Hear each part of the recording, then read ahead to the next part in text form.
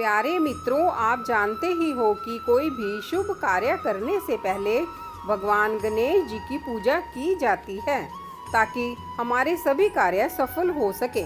आइए जानते हैं कि भगवान गणेश जी का जन्म कैसे हुआ।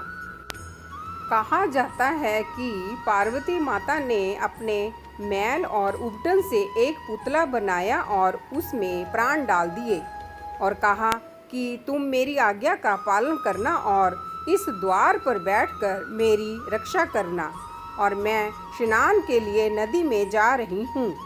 तत्पश्चात वहाँ शंकर जी आए और उन्होंने अंदर जाने की कोशिश की।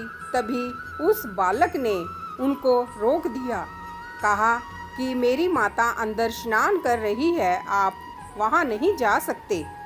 शंकर जी ने कहा, तुम कौन हो? इस प्रकार उस बच्चे ने कहा कि मैं उनका बेटा हूँ। तो शंकर जी ने कहा कि आप उनके बेटे कैसे हो सकते हो? तभी उन्होंने कहा कि यह सब मेरी माता आपको बताएगी, बस मैं उनका बेटा हूँ और अपनी माता की आज्ञा का पालन कर रहा हूँ। तभी शंकर जी ने कहा कि मुझे अंदर जाने दो, आप मुझे नहीं रोक सकते। बालक ने कहा कि आप अंदर नहीं जा सकते। तभी शंकर जी को गुस्सा आया और उन्होंने अपना त्रिशूल निकाला और उस बालक का सिर धड़ से अलग कर दिया।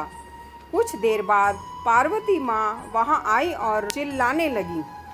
तभी शंकर जी ने कहा, मैं आपका पुत्र जीवित कर देता हूँ। उन्होंने अपने नंदी गण को भेजा और कहा कि जंगल में जाओ और देखो, जो माँ अपने बच्चे की ओर पीठ कर कर सो रही हो, उस बच्चे का सिर धड़ से अलग कर कर ले आना।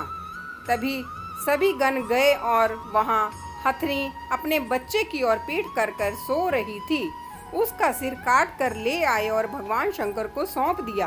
तभी भगवान शंकर ने उस बालक का सिर जोड़ दिया और उसमें प्राण डाल दिए। तभी पार्वती माँ खुश हुई और उनकी जय जयकार करने लगी। तभी सभी देवता गण खुश हुए और भगवान गणेश जी को आशीर्वाद दिया और उनके कई नाम रखे। उस दिन से भगवान गणेश जी का नाम गणपति देव रखा गया। इसी प्रकार भगवान गणेश जी की धरती पर उत्पत्ति हुई। तभी से सभी कार्य करने से पहले भगवान गणेश जी की पूजा की जाती है। दर्शकों, आपको हमारी वीडियो अच्छी लगी तो हमें बताना। मिलते हैं अगली और नई वीडियो के साथ। आपका आशीर्वाद बना रहे। नमस्कार।